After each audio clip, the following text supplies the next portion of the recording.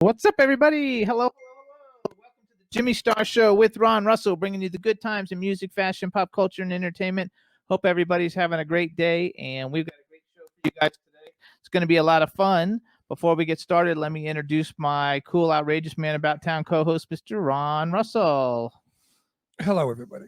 The new rage for men, because most men are bald and they're all shaving their heads. Well, some clever designers came up with the idea, wigs for men. And these wigs are incredible. You will never, ever, never know they're a wig. They're sheer, they're thin, they slip to the head, they stick to the head, and change hairstyles. So now all the young guys are wearing them because if they want a short haircut or blue hair or green or pink hair, they wear a wig. I think it's a great idea because I cut my hair too short and I hate it. I wish I had one of those wigs. I'd certainly wear it because I miss my wild, big head of hair. But anyway, so guys out there that are bald, it won't be a shame anymore to wear a wig. It's not a toupee, it's a full wig. And it's absolutely stunning. You can find them on Facebook. They're about $35, cheap as hell, and beautiful wigs.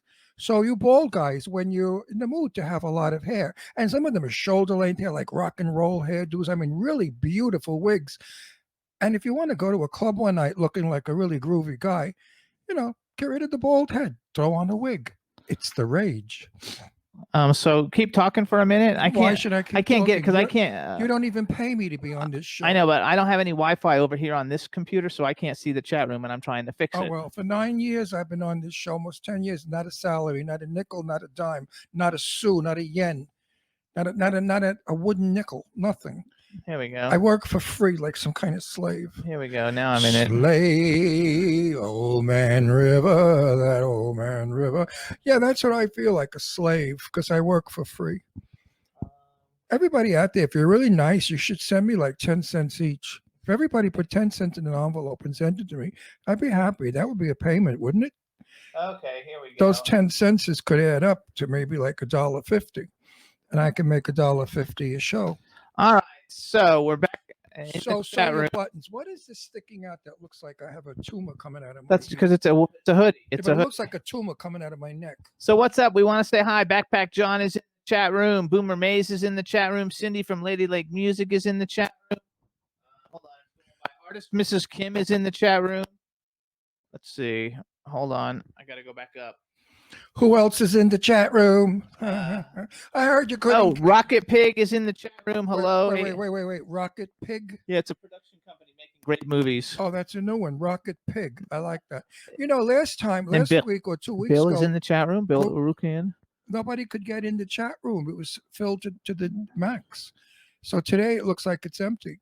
Yes. Oh, there's nobody in the chat room. So now here's your chance. No, there's people in the chat room. They're all coming in now. We couldn't do it before. Oh. I have to get us a new board. Meanwhile, I have to get information from people out there. Anyone out there who's had cataract surgery, please let me know in the chat room now. Do your eyes burn? Right now, my eyes are burning and I'm squinting. 2 days ago, I had to go to bed and lay down, but close my eyes because I couldn't see. They were burning so badly. I put drops in. I mean, I don't know what it's from or what causes it, but my cataracts are fairly new. So maybe you out there who have had experience with them can tell me what to do and why they burn and are watery. So thank you. Angie Baby is in the chat room. She's under Rocket Pig.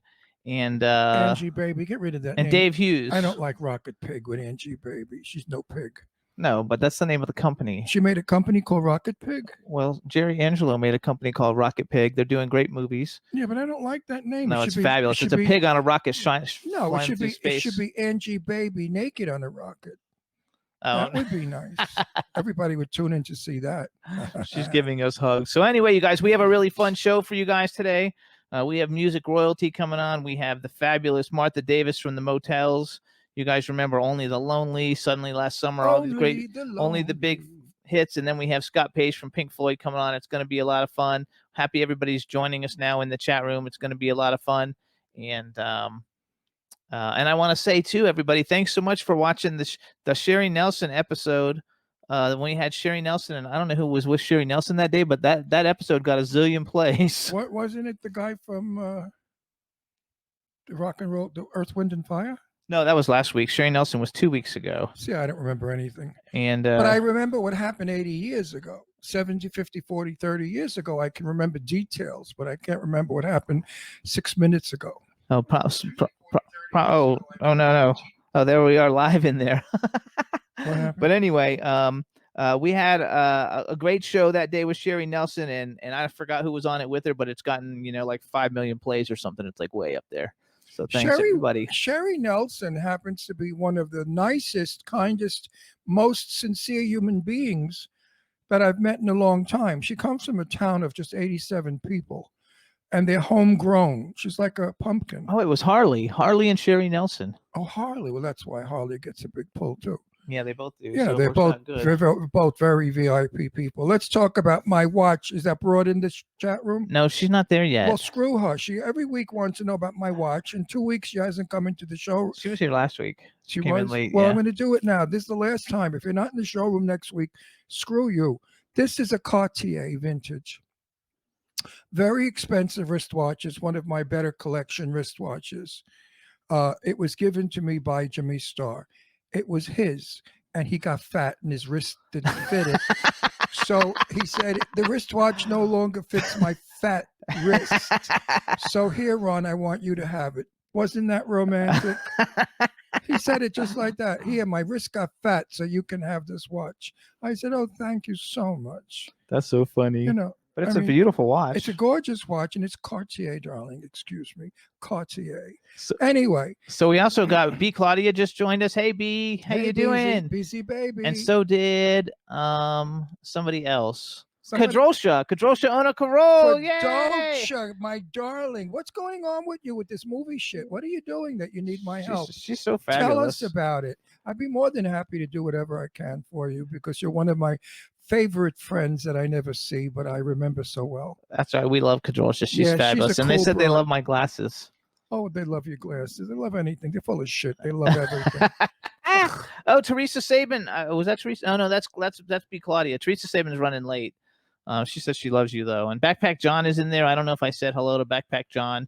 And he learns so many things. He's the one who learned Glory Hole from our show. Oh, we have more to teach you.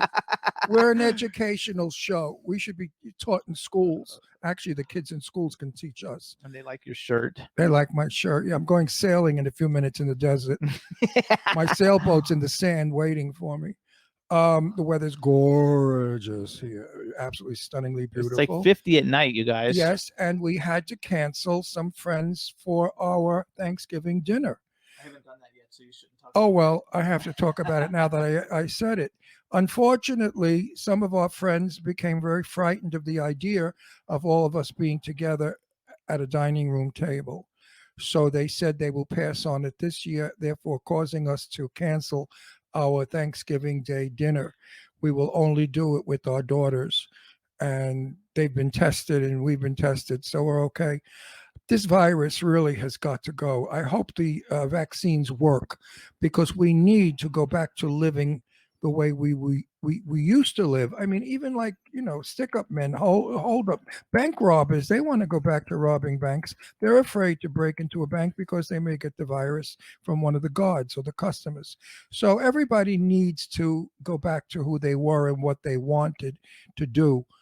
I'm devastated because we've always had guests for Thanksgiving, and now Christmas is coming, and we always have a huge Christmas party the Saturday night before Christmas. And I don't think we're going to. Yeah, we're not going to be having that. Unless, of course, the vaccine is out and everybody shoots up with the vaccine or gets tested, because it's on the rise in the Coachella Valley. I spoke with my doctor the other day about some things I needed to get done. And he said to me, do not come near this hospital. That's Eisenhower Hospital. He said, we are full of the coronavirus. And I thought, oh, my God, why is that? It seems that people are coming into Eisenhower Hospital from the surrounding areas like Riverside and we're Riverside, the other side, whatever. All the towns that surround us, I guess, don't have hospitals as good as Eisenhower. So now they're coming in from all over. I got the numbers actually. 2 weeks ago, they only had 1 case of coronavirus, and now they have 31 cases. So in 1 week, 30 cases of coronavirus. I know, and it's coming in like crazy. So all of these people that are coming in from surrounding towns, you're actually taking beds away from the people who live in the Coachella Valley and who pay taxes and who support those hospitals. Go to your own hospitals. Tell your doctors it's okay. You know, doctors are doctors. They're all the same all over the world. They all learn the same stuff, and they all know the same thing now about the coronavirus. There's no doctor one better than another. So stay in your valleys, like the what's that valley we go shopping in? That lovely Moreno. Yeah, stay in the Moreno Valley. Don't come to Coachella Valley. We can't accommodate you. Our hospitals are going to be filled, and you're bringing the virus into a valley that was in good shape. We did not have too many cases. We had a few cases, and they came in from Los Angeles. So anyway, keep going. Let me keep going. So please, I beg you, do not come into our valley and give us the the virus, because it's murder. Stay in your own valleys. Go to your own hospitals. Eisenhower is not a hospital for the entire country. It's a hospital that was built by Bob Hope and a lot of other celebrities, Frank Sinatra, and they built this hospital for the people who live in Coachella Valley, not just Palm Springs, where all the rich, fancy, schmancy people live, but for the poor people that live in other neighborhoods. Okay. So anyway, Angela says there's no corona. Everything is good with Rocket Pig because there's no coronavirus in space. And I want to welcome Rob Saw to the show, and he's tuned in, I know, for Martha Davis because that's one of his favorite artists. So we're going to actually bring her in now. She's in the green room from what I understand. So Rebel, let her in. I hear them dancing, the silhouettes on the shade. I hear the music. Hello. Hi, Floyd. How are you? Good. How are you? You know, you're interrupting me. I'm well, thank you. You know, the two of you, I'm going to smack the both of you. You just interrupted my song. That's okay. That's because now we have a guest on. I don't care. And look, this time I'm going to kiss her to death. I'm going to. No. Stay right where you are. I'm going to grab you and kiss you to death. Hi, Martha. How are you? Welcome back to the Jimmy Star Show with Ron Russell. Hey, Marty. How are you guys? How are you? How are you, my little chickadee? Last time, now it's so cool because this time you're in a house. Last time you were walking around, I don't know, they were like llama or alpacas. Yes, my alpacas. Yes.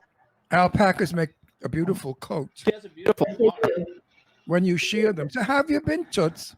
I've been good. I've been working. I mean, now that we're all home, and I have to admit, you know, the coronavirus, as evil as that thing is, I have loved being home all year and seeing the seasons change. I'm usually in an airport every week, and so this has been very nice. And I've been doing a lot of things. I've put out new records. I've got a new single coming out tomorrow. I put out one a month.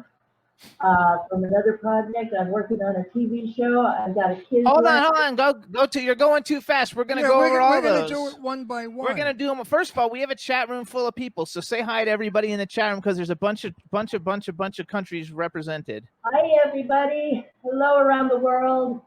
There you go. And then wait a minute. You're looking good. Did you have work done? You're really looking good. You look. Putting on piles of makeup, which the farm never sees me. All my animals are like. You look younger now than when we had you on the last. Swear to God, you didn't have. And that was like you didn't have a little work done. No, I don't. I barely go to the doctor ever. Yeah, I don't know. You know, no Botox, no Restylane. Nothing. No Botox. Then you must have a good lover in your life. Because you're looking good. Well, I have men in my life because I have roommates who are male. I have 2 bass players and a 9-year-old boy now. But I don't have any lovers in my life. Maybe that's why. You're really love it. You're looking really good. So do me a favor. We have somebody in the chat room, and like he's been sending me messages on Facebook. He's a music promoter, and he's like, "Oh my gosh, Martha Davis, she's so fabulous." His name is Rob. Just say hi to Rob for me so he can like get it out of his system. How you doing? There you go. We really have a good we have a great chat room. We always have great, people in it, and everybody loves your music. And so for everybody who doesn't know, in case you don't know who Martha Davis is, she's from with the Motels, Only the Lonely, Suddenly Last Summer, Crisman Whispers, Take the L, I don't know, all the greatest songs ever. And she's also a great solo artist, which I have to tell you, I have been streaming your new album on Spotify all week because I knew you were coming on. The name of the new album is I Have My Standards, and it's like jazz standards, which I didn't know any of the songs, so I don't know what they're from. I did. And let me tell you folks out there, if you dig jazz, you're going to dig her. Well, it's called I Have My Standards because they're not standards. I wrote them all.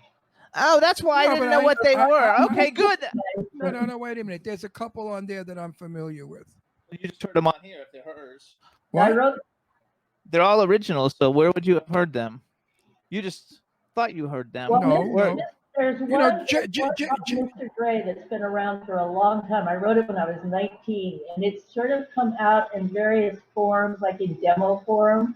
So you might have heard that, Because I listen to everything. I'm a jazz freak. I sing jazz. When I worked in clubs, I was a jazz singer. And I love it. And your album is great. I have to tell you, I was so excited because first of all, I'm very excited that you told me that they're all originals because I was Googling it. Where did these songs come from? Wait, let me finish. I was Googling, where did where all the songs came from and everything. And I was like, I couldn't find anything anywhere. And Mr. Gray, I've known because you've performed it for like a long time. But I was like, I know every standard. I listen to all of them and I don't know any of these. So I'm so glad you said that. And number one, I have to tell you, Mr. Gray and How Long the Train's Been Gone are like the greatest songs ever. Oh, thank you. And those songs have been around. No, I'm sure. I just recorded it just now for the first time. You know what? I'm getting senile. I'm becoming. No, It's been around because basically this album was written because when I write, my muse just drag me wherever they want to drag me, whether it's country or western, which I will put out an album of that at some point, or jazz or whatever. And so what I did was just compiled all these songs, and they are on my new record label too, which is Remarkable Records. And so I started my own label. I only put out vinyl, and so it's a chance for me to get all of these songs that have been sitting in my closet forever. And I have more jazz songs, and I'm going to put out another album. This one, I just wanted to, for the first time, have one album that just has one mood. It's just sort of the low key, and there's no up tempo songs on it. But I got up tempo songs that are going to come down path in the jazz sort of fashion. So I love it. I'm not kidding you. Who's your favorite jazz singer of the 1940s and 50s?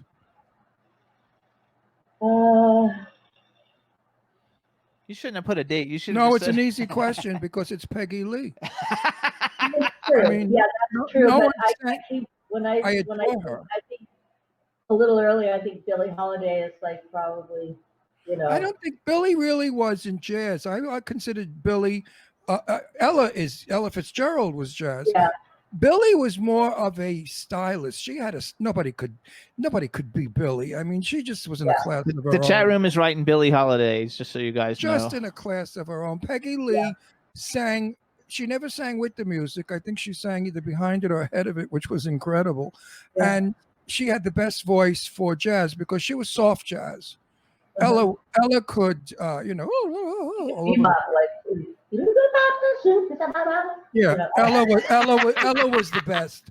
Ella Fitzgerald we're talking about. They're writing Nina Simone they like. Nina really wasn't jazz. Nina was more of she had a little bit of jazz. Nina was more of a storyteller, I say, when she sang, because all of her songs were sad and bitter and had meaning and it was different. Jazz to me is upbeat, fast and quick and like who we got coming on now. Scott Page played for Pink Floyd, and when we're in private, I tell Scott, play some good jazz for me.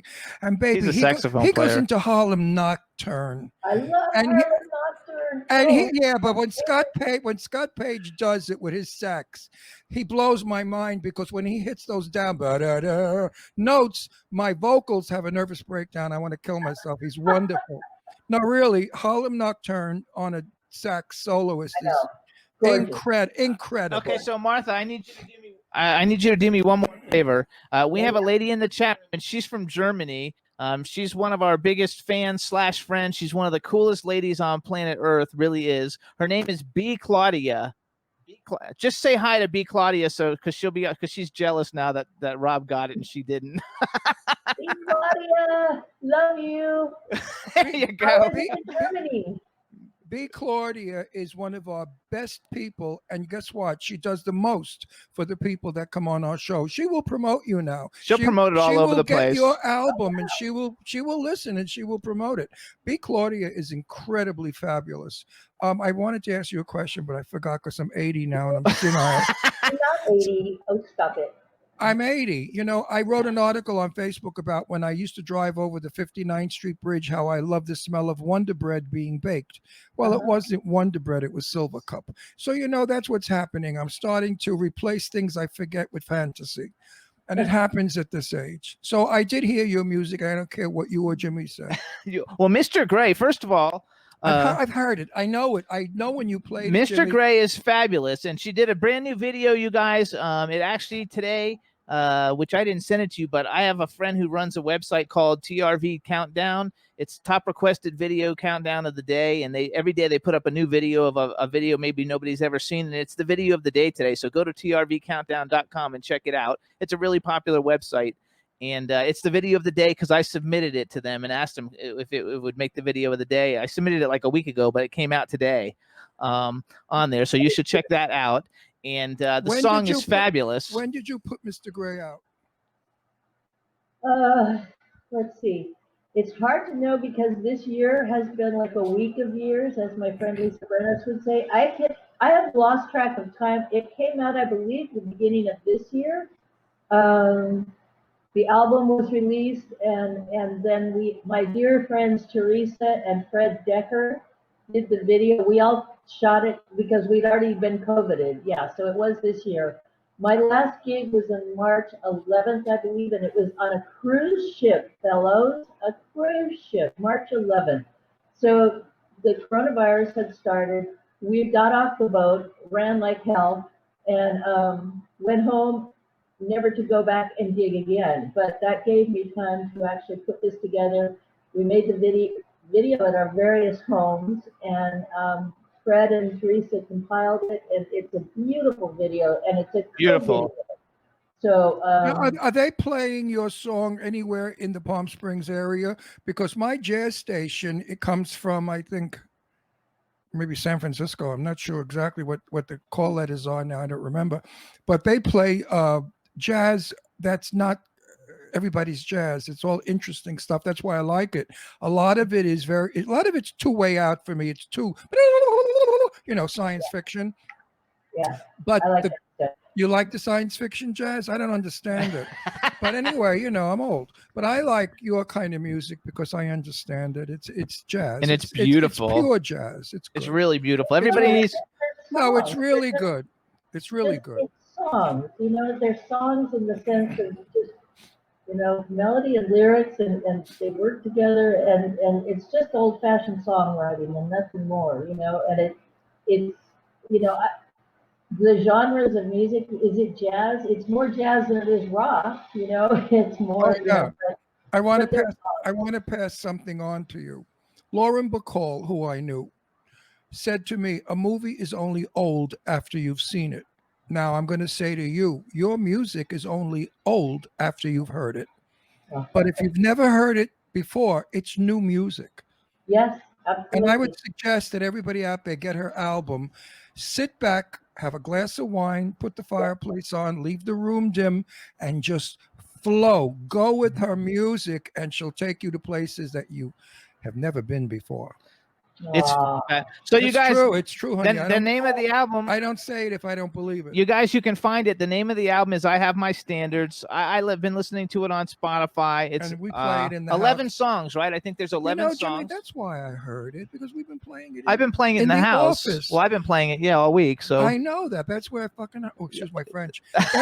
That's where I heard it. Yes, I've been playing it every day for hours. So see that now I know where. So you guys, there's 11 songs on it. I'm going to tell you what there's Mr. Moon, Midnight Nightingale, Picture Perfect, Call Me, Love's Never What It Seems, The Long Goodbye, I Don't Care, Mr. Gray, How Long's the Train Been Gone, Don't Take That's a These good one. Tears, and How Long the Train's Childhood's Been Gone. Ends, and Mr. Gray and How Long's the Train Been Gone. Those are my two favorites Yeah. of the 11. And Train is my favorite. Now listen, I'm so You guys are sorry. so sweet. Thank you so much. I really appreciate this. No, we don't lie. If we thought your music sucked, we wouldn't say anything. No, no. Here's what I do. If a rapper comes on that does some disgusting rap that I despise, because I hate rap music, and I'm not allowed to say I hate your music because it offends the artist. But I give my opinion. I say, look, I'm 80 years old. I love Johnny Mathis. I hate rap. So people understand I'm an old man. I'm senile, and I like the olden days.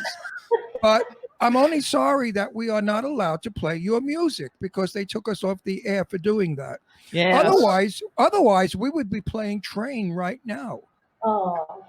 Yeah, here's what it is with all these new platforms, everybody's streaming live. So we stream live to YouTube, Twitter, Twitch. We're streaming live to like 5 platforms right now because we don't have the rights. YouTube shuts us down. We had John B on, who's like a multi-platinum R&B artist, and in the middle of his video, our whole thing got shut down and we like lost communication with everybody watching because we're not allowed to play him anymore. So now we tell everybody they got to go play it. So go to Spotify, you guys. The album is I Have My Standards.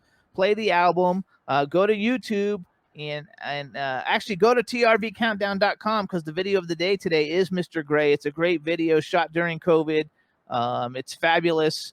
And the last time we had you on, because we live in Palm Springs now, the last time we were in the woods in Pennsylvania talking to you, and this time we're in Palm Springs, which I like much better because it's a little warmer. And no ticks. And there's no ticks, yeah. No, don't get Lyme disease.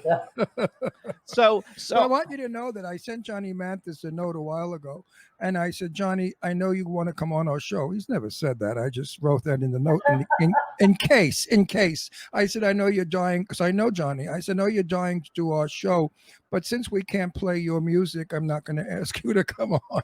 Oh, And I had an interview where we passed each other in the hallway. That guy still looks good.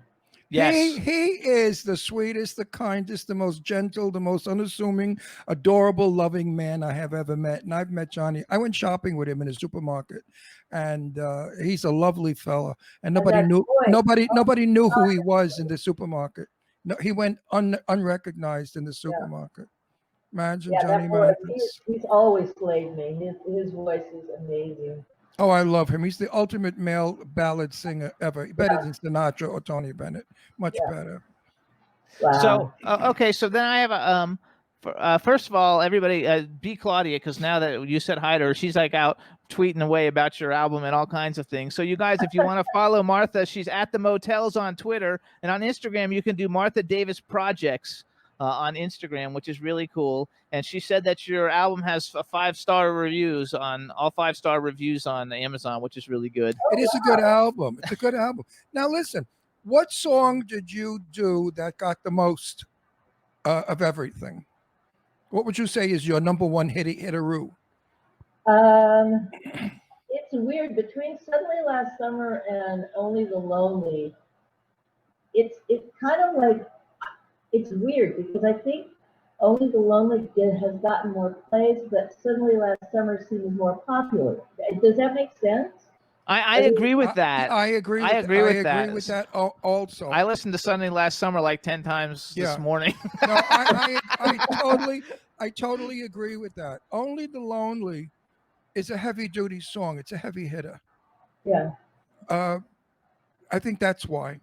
Also, if it makes any sense. You guys can also find out more information by going to themotels.com, www.themotels.com. Do you have is there a Martha Davis site, or do you do everything through the Motels site? There's the Motel site, there's a Martha Davis site, and there's a Remarkable Records for my new record company site. And it's really funny. Those are all Facebooks, and it's really funny because I don't know if this has happened to anyone else. Franny is Franny. She's my girl, and she's my manager. She takes care of everything. She runs all the social and does a great job. I have been, even though she's an admin on my account, somehow I've been locked the hell out of Facebook. Isn't that If funny? you send me a link on Facebook, I can't open it. And you can't talk to any humans nowadays. I can't call Mr. Facebook. I know. And say, hey, I why hate you lock that. me out? I haven't said anything. Yeah, I didn't do any fake news or any, so I I get don't know. locked. But I get locked out of Twitter all the time. And by the way, let's say hi to Fran because Fran is freaking awesome. She is super super awesome. It's Franny's birthday tomorrow. Oh, happy birthday, Fran! Happy She's birthday fabulous. to you. So let me ask you a question. So Fran sent me like this thing, and it had some bullet point things of some of the things that you started talking about at the beginning. One is she wrote Hollywood Music and Media Awards music nomination, Mr. Gray and Phineas. How are you attached to Phineas? To Phineas? Yeah. Well, Phineas is another one of my little creations, and Phineas, I've written a couple of kids albums, and Phineas T. Rabbit is I did an album that semi came out. It was before I knew what I was doing, and it was 24 songs for parents and children because I know how frustrated parents can be with banal children's music. So I wanted to, it started back in the Barney days when you just have these and when you have kids, they would play them over and over and over. And so if the songs are horrible, you go insane. So I made some songs that would be palatable for adults as well, with puns and with funny lyrics and with, but kids don't need to have stuff dumbed down for them. Kids love, I mean, when I was a kid, it was Christopher Robin and stuff like Christopher Robin had wheezes and sneezes and bundled him into his bed and gave him what goes with a cold in the nose and some more for a cold in the head. I mean, beautiful, wonderful rhymes, that were clever and they weren't easy, but kids can do it, So I wrote these songs, Hey, and then what? I went on to write stories for all the songs. So And is the book? Is there a? I heard there's a book. Is the book out? it's not, but these are some of the illustrations that my dear friend Alicia has done. Nice And illustration. aren't they beautiful? So Phineas the Yeah. Rabbit is this little bunny rabbit that Who is who did the illustration? her name is Alicia Justice, and she's She's incredible. fabulous. And Because we might be looking for an illustrator for a cover for a movie Jimmy's producing. oh, really? We need to interview a lot of people for the poster. Actually, in the chat room, so Ron's writing a movie, also his own movie, and in there they're saying that you guys should do a duet for the soundtrack. Okay. I mean, Yeah. Jimmy Yeah. can't sing. No, you should do Oh, it, not me. I sing. Jimmy doesn't. I don't sing. Now listen, I wanted to tell you. You talked about when you were young. When I was young, you know who was the big stars? The Ink Spots. If Yeah. I didn't care for you, I mean, Do you know who the Ink Spots Sure are? she The does. Mills Brothers. Classic music, of course. Everybody knows the Ink Spot. Somebody I could call my own. Right? They All took the other fellows couldn't see it. they took jazz and brought it to ballad. Then, Yeah. of course, Mary Wells took over when she was with what's his name? Our friend, the guy that ran. Oh my God, I'm getting senile. Help me, please. Send money. No, Diana Ross's lover, the guy that knocked her up. What was his name? The guy, the head of my favorite. Oh, I can't go on anymore. This The thing that we watched the documentary on? Yeah. I forgot. Oh, he's And another I one. don't know, so I'm no Well, help. you know what, Martha? How we are the #1 show in the world, I will never ever know. I mean, Adorable, that's why. really, it amazes me that we are so out there with everybody. We don't know our asses from our elbow. It was in Detroit. Gordy, I'm talking Gordy, about Barry Gordy. Barry Gordy. I'm talking about. I My have to stop God. you. Can I stop you right here? Because I Sure. just have to say that your glasses and your outfits right now are so perfect because Jimmy, you've got the light pink ones while you've got the pink sweatshirt and you've got the black ones. I just think it's a fashion statement. I love it. Thank No, you. They love it in the chat room too. I just had cataract surgery on both my eyes, and the lights in the studio make them burn and water. So I find if I put glasses on, for some reason, it diffuses it or whatever. But that's the reason for the glasses. Because he doesn't normally like to wear I don't wear glasses. You know, at my age, 23, we don't wear glasses. When I get to be 80, I might. But listen to me. Let's get back to your music. I'm going to ask you a question, and I really shouldn't ask you this question because it could get you in trouble. But I'm going to ask you because I want to know, what do you think of rap? I mean, There's some rap I really like, and there's some more. I mean, it's like anything else. If it is true, if it is honest, if it's real, and not just jumping on some bandwagon because you think you can make $1 off it. If you are a poet that is telling a story about your experience, and that's what, when rap started, this was explaining a situation in an inner city that nobody outside of it, could feel that way, but and these stories but that came out of that were, first of all, they gave obviously a release to the artist because that's what art does, but they also sort of ignited an interest in the thing. In other words, once again, art does something and moves something forward. Now there's 9,000 kids out there that, that, and they're like, are rapping in in the valley talking like, it's like it's been very appropriated, and it's been, kind of mishandled, but that's the way the business treats all art. I mean, you'll have a great artist. Martha, what I don't understand is, how do they call it singing? They're speaking, they're not singing. So I think it should go under a different category. Rap should That's be why rap. the talking song, because they do not sing. Singing is what Johnny Mathis did in Peggy Lee, and all the other great performers. They sing. They have And notes. Martha.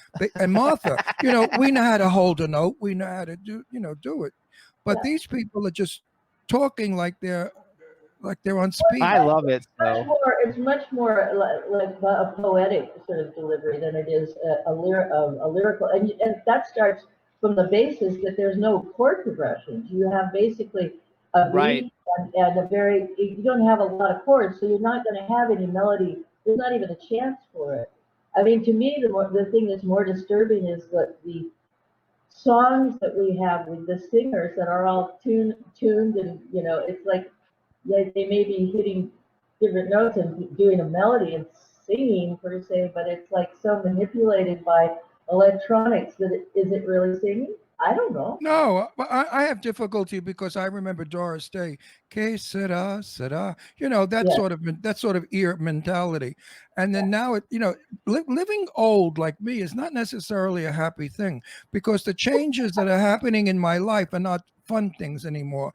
People don't dine properly on the dining room table with good china and crystal and have dinner parties. Now they eat off a Melmac out on a bench in a park or something like that. People don't dress as they did in my day, where we looked always perfect and beautiful. Nowadays they look like they just cleaned the garbage pails out in the alley. I mean, people have lost so much of what we had. I only wish they knew what we had so they could bring it back. Wait, not finished. And I'm getting to the point. Jazz. People think it was, that's old music. Nobody listened. My mother listened to that. Bullshit. Listen to jazz. Get hooked. It's the best. There's absolute room for all of it. And you know what? You'd be surprised how many young people that go around just like looking like they just cleaned out the trash cans would love to put on a gown and heels and go to a swanky place. I think that exists in all of us. I don't think it's lost. I think we don't have the venues that supply it. I had this idea at one point that I wanted to open up a beautiful like dinner theater where you came like, that would be fabulous. Oh, I wish. Where you wore gowns and you danced like Fred Astaire and you did all that stuff. Wonderful. I would love that. Do you remember? Yes. Do you remember Basin Street in New York? You don't remember? Oh God, you weren't around in the Basin Street. Time in New York. That was before your time, Basin. I mean, you should. Oh my God, Peggy Lee singing at Basin Street. I was there opening night. Somebody spoke while Peggy was singing. Peggy stopped, and she looked at that person and she said, "Would you like to come up here and sing?" And the person said, "No." She said, "Well, then sit still and listen to me. You're being rude." And the audience sat there and she was a star. She could do that. How dare you interrupt Peggy Lee singing a wonderful and the song I remember too was great jazz song. What the hell? My mind's gone. But anyway, the lyrics were wonderful. So hang on, go back to you. Okay. And it was a beautiful piece that this bitch was talking, and she was going a mile a minute with her boyfriend. Like, how rude. Peggy straightened her out. A lot So- of performers did that in the day. So did Patti LaBelle. Actually, I was at a 10,000 Maniacs wait a concert, minute. and Madeline Merchant did that too. Patti LaBelle was singing, and a guy jumped on her stage, pulled down his pants, and mooned the audience while Patti LaBelle was singing. So Patti LaBelle said, "You son of a bitch, get off my stage before I kick you in that ass." And the guy jumped off the stage. I love Patti LaBelle. So let me Henry, ask have you ever had anything happen to you like that in your career? On stage, like weird stuff. I'm pretty easygoing. I sort of take the onus on me to like shut everybody up just by. What happens is if I find somebody that's not paying attention, I will pick on them. In other words, I'll go over and sing to them. And the funny thing, the first album had that song Celia on it. Yep. And it had that crazy line, "He isn't going to kill you, he's just going to fuck up your pretty face." I was one of the first to drop the F-bomb, so rappers back off, But when I do that line, oftentimes I'll be in the audience and I'll just sort of like pretend I'm looking over here, and then I'll drop down and look at somebody and scream that line in their face, and scare the shit out of them. And this I love it. one gal who just couldn't be bothered and was on her phone and blah blah blah blah blah, and I snuck up behind her and just did that to her, and she almost dropped her phone. I did it to another gal that stood up like she was gonna deck me, and that was a little frightening because she was a good gal. But yeah, I mean, I tend to, like, if it looks like I'm not getting respect, I'll just sort of work on it a little bit. I love that. I was actually in Sunrise, Florida at a 10,000 Maniacs concert, and the people in the front were like not paying attention, and they were like throwing stuff around and stuff. And she literally, and I love Natalie Merchant, she literally like stopped the concert like dead in the middle of the whole thing, and just stopped in the middle of the song and like was screaming at the people and told them that she wasn't going to play again until they stopped. And everything was silent for like 5 minutes, and then she played again. And I kind of thought it was kind of cool because now the better story is Lainey Kazan. You know who Lainey Kazan is, Yeah. right? A dear best friend of mine for 100 years. I went to see Lainey perform in a auditorium, and in the middle of her show, she didn't care for the left speaker. It wasn't working quite right. So in the middle of her song, she stopped and she said, "Left speaker up." And then she continued singing. So after in the green room, I said, "Lainey, you got some balls to do that." She said, "Well, Ron, it was throwing me off. The speaker was not correct. I didn't want to fuck up my song." So I said, "Lainey, only you." And I've heard she does that all the time now. It became a signature of hers. Just stop in the middle of a song and correct the audio. I love it. Yeah. So Would you do that? No, I once we get started, if my monitors suck, I don't care. I let the force be with me and just go, because the one thing that I hate more than the inconvenience of a bad monitor is stopping the show. I just Right. once it gets going, it's like it doesn't matter what. There was a time. Okay, you'll love the story. I was playing one of those outdoor sheds, one of those Niederlander places. It was a big, beautiful outdoor place. And I'm singing, and I'm like, I don't know what song it was, like, and a bit moth, Went in your mouth. I Now fear you that have always. two choices here, right? You can stop and gag and cough the moth out, or you can Swallow it and sing. No, I fear that with flies. But Lainey did it in such a way where she used her ethnic background. Like she said something like, "I am dying." That's sort of Barbara Streisand is, "I'm dying. That speaker's not right." So it became very humorous, and the audience loved it. So And you she did swallowed shtick, it? exactly. She Wait, did you shtick. swallowed? So you swallowed it or you spit it out? No, she swallowed. I swallowed it. You are a It floated all trooper. the way down. What would you More do? power to you. I don't know what I would do because I've never had it happen, but I the fear thought of that. it though doesn't sound. I didn't really miss a beat. I kind of like and just kept singing. No, we did a show in Florida with Cheetah Rivera, and Cheetah was on, I believe, after me, or or before me. I forgot which one it was. I think it was she was on after Doesn't me. matter when. Well, we had a lot of bees flying around because this guy had some kind of a bush that bees liked. And before the show went on at rehearsal, we were squatting away the bees. And I said to them, could you do anything with these friggin' bees? I don't want one golf a bit in my mouth. Well, after I went off, I passed Cheetah. I said, Cheetah, go on the show and be careful of the bees. And she said, well, what note are those? What note? Bees? What bee? What? And she thought I was talking about a note. And I said, no, not a note. Bees. Bzzz. And she started. I love Cheetah Rivera. Anyway, she's got a Wonderful. wonderful. Did you know Cheetah? Ever meet her? You're talking about all these people that I love and admire, but I've never really met. I mean, Well, Janet you had to be you had to be a New Yorker because we were all in that little city and we all knew each other. So I want to Wait, move let me into just get that. back to Cheetah. Cheetah Rivera is still up and running. She's still sensational, and I love her to pieces. She's a wonderful performer and a dear person. So let's go back to who you And have. she loves gay as men. as She loves gay people. as the Motels, like, because you guys have played with everybody. Like, is there a band that you guys got to play with that you're like, oh my god, what a great experience that we got to do something with this like band? Number one, and number two, on like a bucket list, is there any band that you always wish you could have like played with, performed with, that you didn't get to? Do you have like a bucket list of, oh my god, I would have loved to play with, blank? I would have wanted to open for David Bowie more than anything in the world. He was my idol.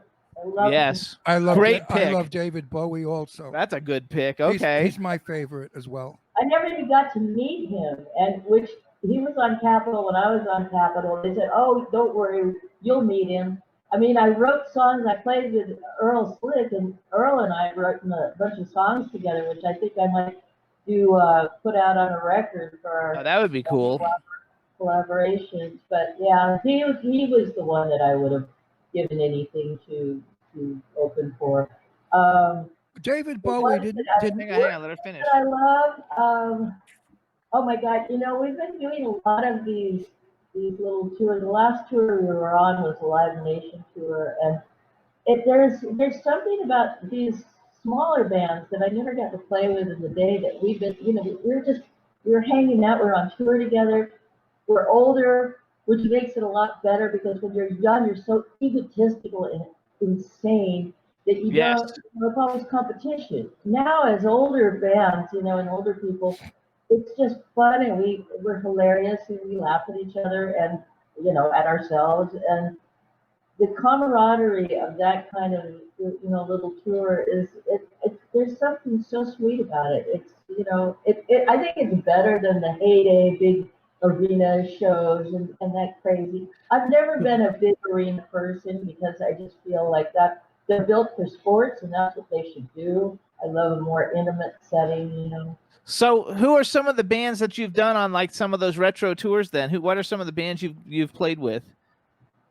Well, we did a let's see. Oh my God, I have to think of them because there's so many of them. From the Bow Wow Wows to the When in Rome's, and there's two versions of each of those bands. So there's like I have to give props to both versions, and then there's oh my God, I'm trying to think of See, it's We actually have a friend.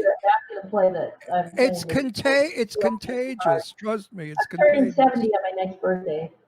It's funny because I have a friend, Will Crutzen, and he's like a guitarist in one of the Bow Wow Wows, and actually he's part of the Soho Johnny Let Me Help benefit concert that you're a part of also, that takes place on Tuesday night, and he actually did something for us for that also. Right. And you're in it too, so it's going to be a lot of fun, everybody. You go to iConcert.tv on Tuesday from 7 p.m. to 1 a.m. Eastern time, and you're going to see Martha's part of the show and a whole lot of really big people. So I want to get that in real quick. And then when we were talking to you before, you said you're working on a TV show. Are you allowed to tell us anything about it? Pretty exciting. I don't know how much I'm supposed to tell about it. It's a wild. It started out. I have a dear friend named Bob Getter who played upright bass on "Just Might Change My Mind," which was on the All for One album back in the day, And then he moved to France, and he lived in France for years. And I hadn't seen him in like 20 years, something like that. And he showed up at one of my shows, And we started writing back and forth, calling each other. And then he started sending me songs, and I said, we should write a musical. And then we started going back and forth on this idea. And the next thing you know, it was, I said, I think this is a TV show. And basically what it was us giving homage to African American music in this country. Because there would not be any jazz, any rock, any, any of these things without the history of African American music in this country. Absolutely. I want to And interrupt you. Have you seen the documentary about Motown and how it started? It is I haven't, but probably it's on my list.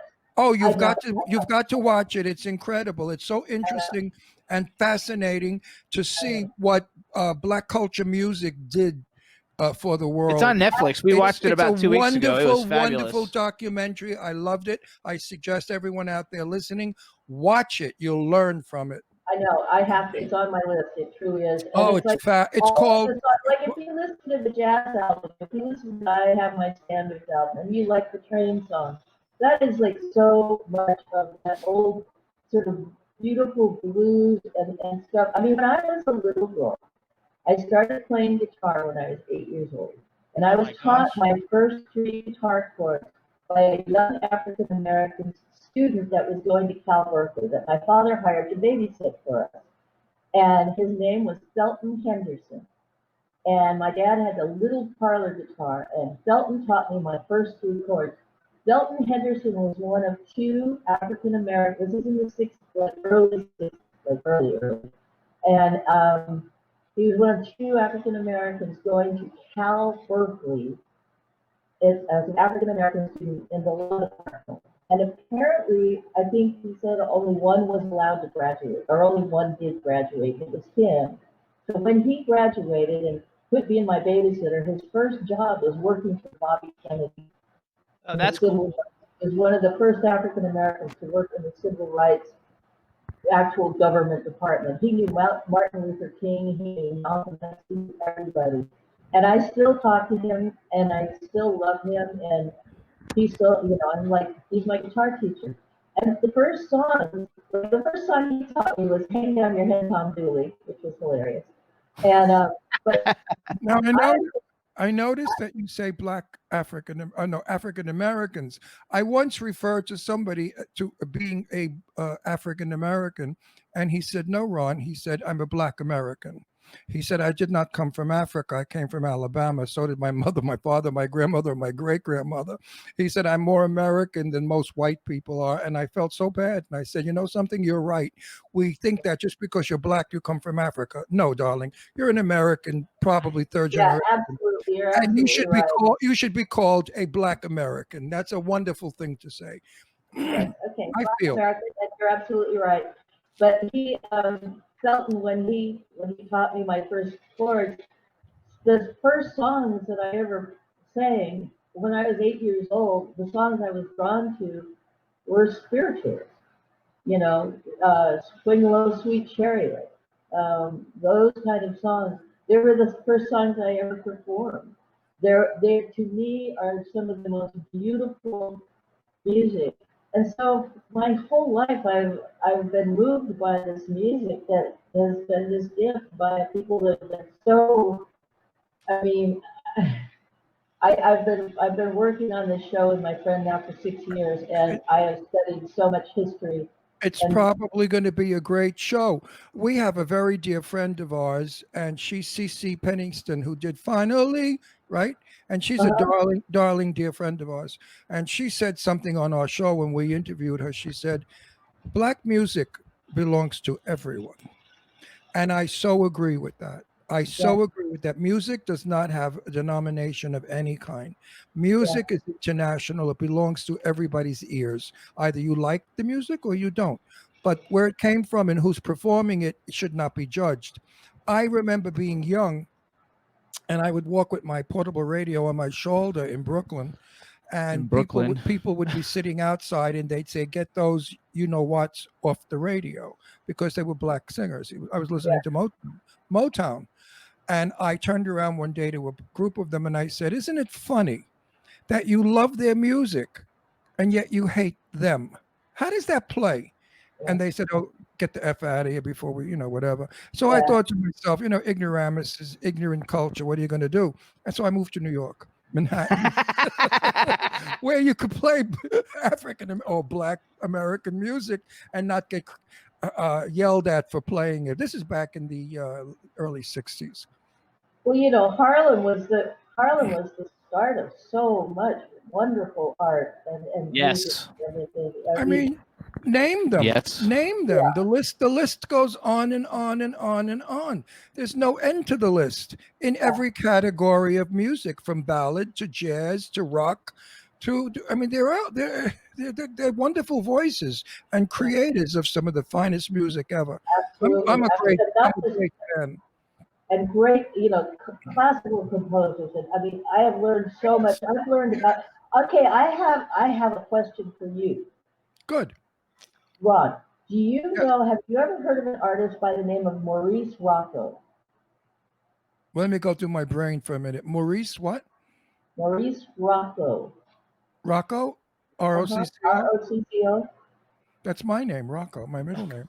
Maurice Rocco. No, I don't remember. This is so weird because in my studying and my research on this show, I have been, looking at all these different artists, and there's this guy, Maurice Rocco, who was kind of the predecessor to Little Richard. He was a piano player, adorable, sang his ass off, never used a bench, danced while he played piano, just was like crazy out of this world, was world renowned, toured Europe, was played at all the big places, and nobody's ever heard of it. And I just are you looking him up right now, Jimmy? Yeah, he says it is an American pianist, singer, actor, and composer known for playing boogie-woogie piano and his disdain for using a piano bench. He was a top nightclub and theater draw in the 40s and made several film appearances. He toured the United States, Canada, and Europe before becoming a fixture in Bangkok, Thailand, where he was murdered. That's terrible. Well, I'm sure if I saw him, he died at 60. I might recognize him. But, in our business, the millions of names that come my way, the face looks familiar. Millions of names come my way, and it's difficult to remember everybody. It takes me time. Sometimes an hour later, I'll say to Jimmy, oh, I know who that was. I was just shocked that I'd never heard of him because the 40s, I was born in 51. It wasn't that long before I was, Hey, listen, back in those days. You look fabulous. I know she had work done. She's lying. She had work done. She looks about so gorgeous. She looks about 15 years younger than when I saw. She had work done. You don't want to. Don't tell. It's okay. Listen, Lena Horne, great singer, was told by the studio people, when you sing, do not look into the camera, because this movie is going to white neighborhoods. And women will be upset that your beauty and sexuality may arouse their white husbands. So please do not look into the camera.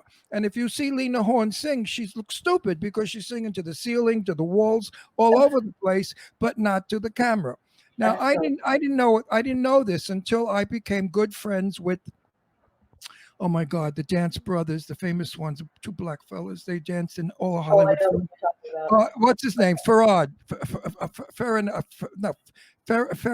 Oh, Jesus. What was his first name? A weird name. Anyway, he was a friend of my friend Beryl Davis's, and we talked about it. And he's the one that told me, oh, no, we were not allowed to play to white audiences. We only could. And they used to edit out our parts of the movie. If it was going to Alabama or the South, they would edit out all the black performers because white people would get up and walk out of the theater and tell the owner, I'm never coming back because you have da-da-da playing. It was stupidity.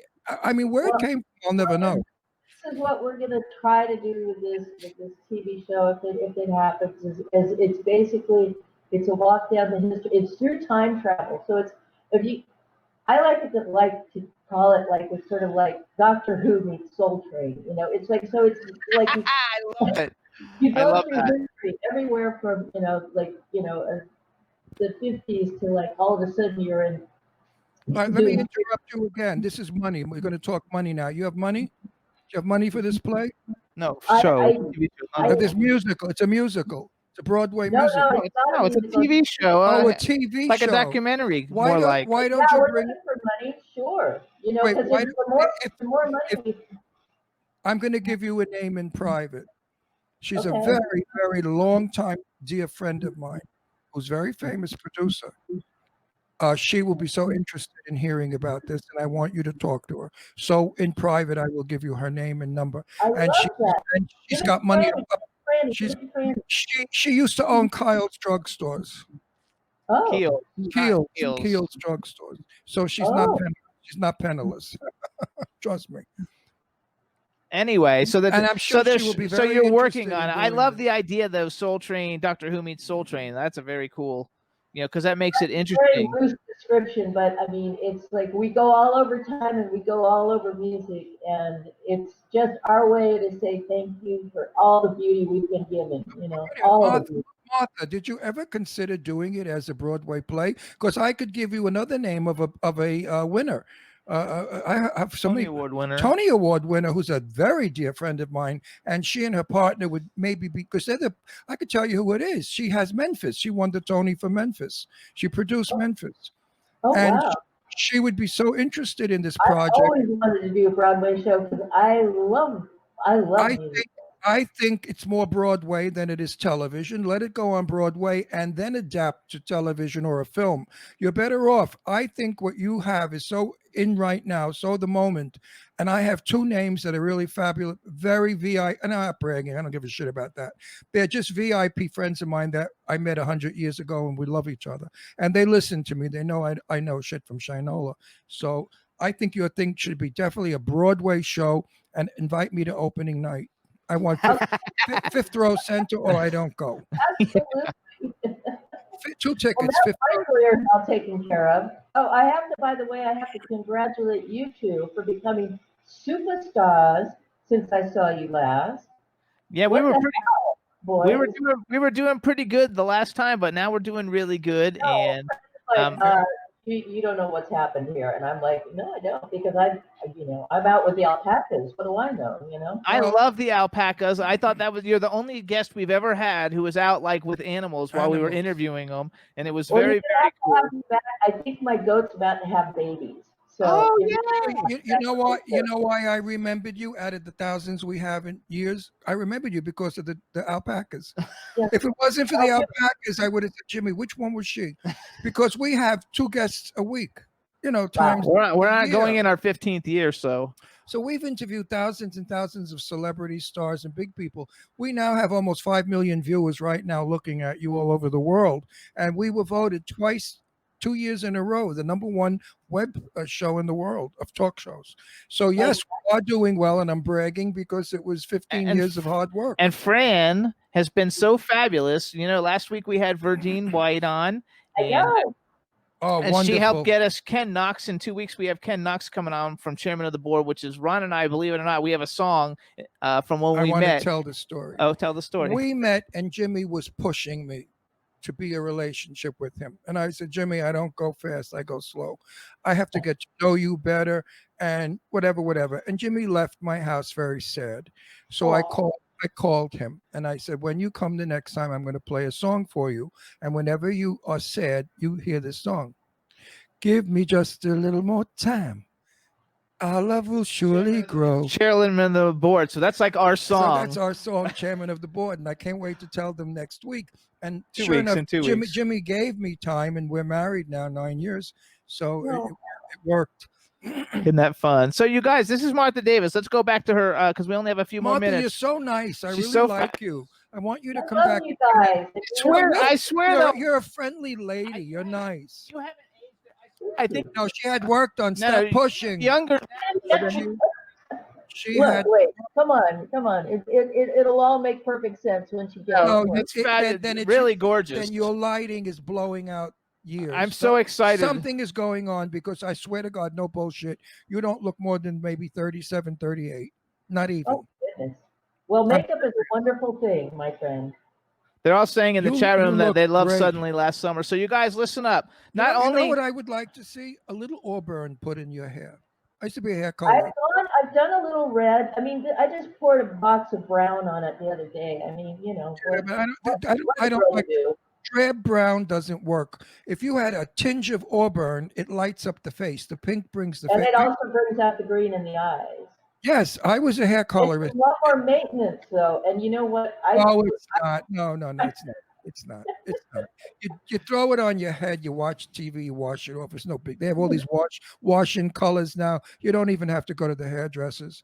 I used to work in La Jolie Femme in Sutton Place, and I did Barbara Feldon's hair, quite a few celebrities, and all of the dark-haired broads. I'd say to them, the black doesn't photograph well. Let's do black with a little bit of cherry in it. Well, they would come back and say, Ron, I shot a movie and my hair, when the light hit it, the cherry black came out. It was stunning. So I suggest brunettes should have a little bit of auburn in their hair because brunette is mousy and dull. I don't care for it. Anyway, my opinion. My opinion. I think you look you look so good. If you had auburn in your hair, you'd be a piece of ass. Yeah. So you guys listen up. A Brooklyn Thank term. God the Zoom meetings only catch it from here. The rest of it, I don't know where it's gone.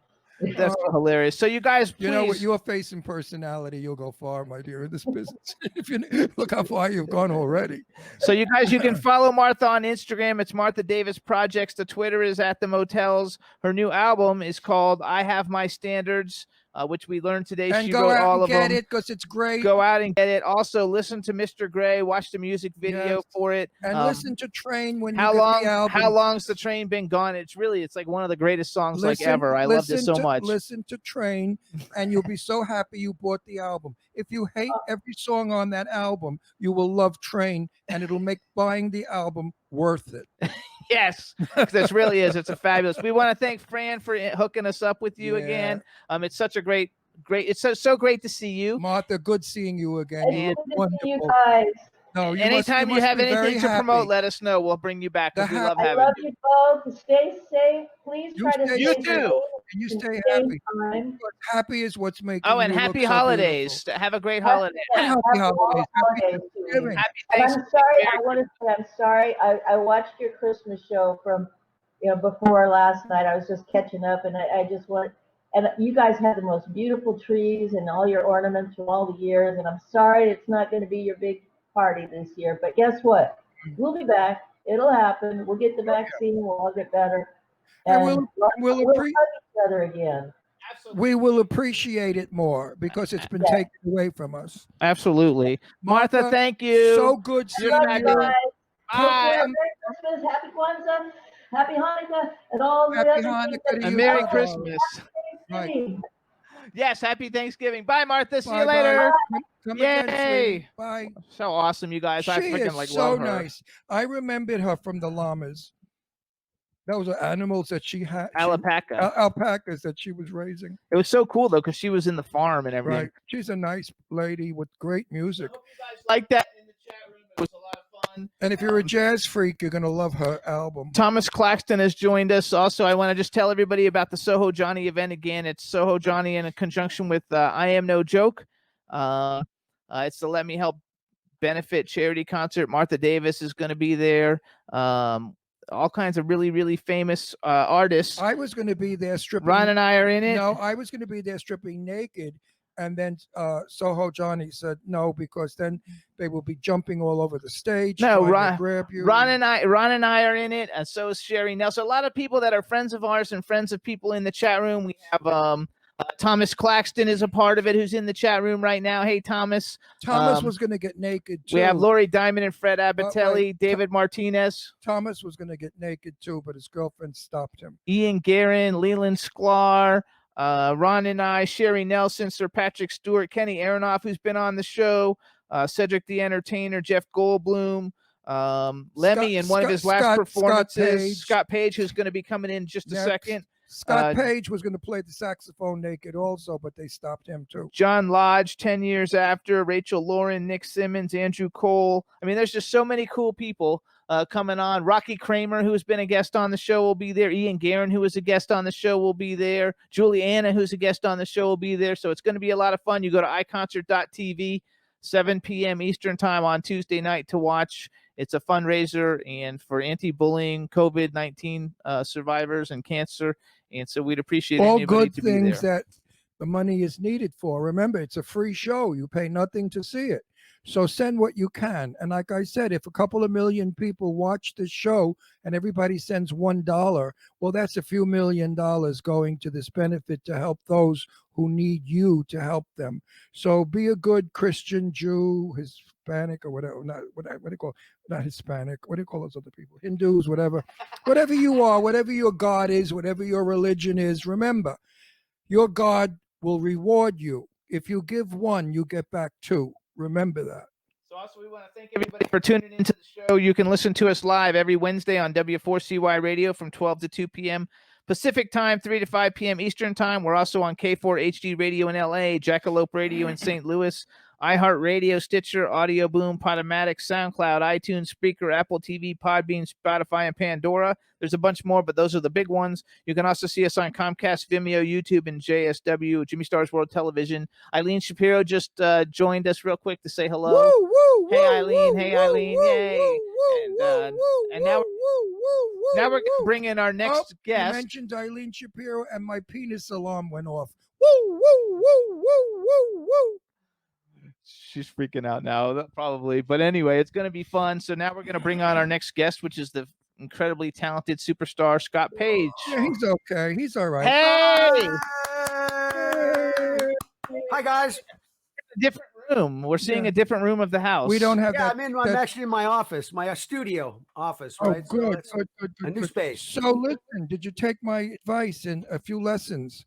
I take all the time. I take your advice. Yeah. Now you can play a few bars of Harlem Nocturne for Well, us. I don't have it here. I was going to go play it for you. No, but you have to. You know why? The guest before, I told her that when you play Harlem Nocturne for me in private, my body gets goosebumps. And now people in our chat room want to hear a little of it because they said, don't have it. It's all put away in a box. I'm sorry. "Are you kidding?" Well, Next time for Christmas, for our Christmas show. can you we'd do it like this? See, I knew you could. We just had Martha Davis on from the I know. Motels. You know, I got to play with Martha a couple times. I was hoping I was She's going to be able to wonderful. say We hello. love her. Yeah, she's great. Yeah, I played with her a few times. I was trying to remember exactly where it was. It was a while ago. I mean, obviously it was a while ago, but yeah, Right. Martha, she's great. Before we go any further, send my love to John Wayne. I shall.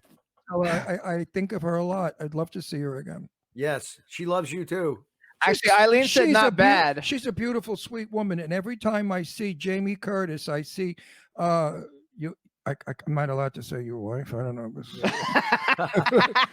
Your girl, the woman that you sleep with.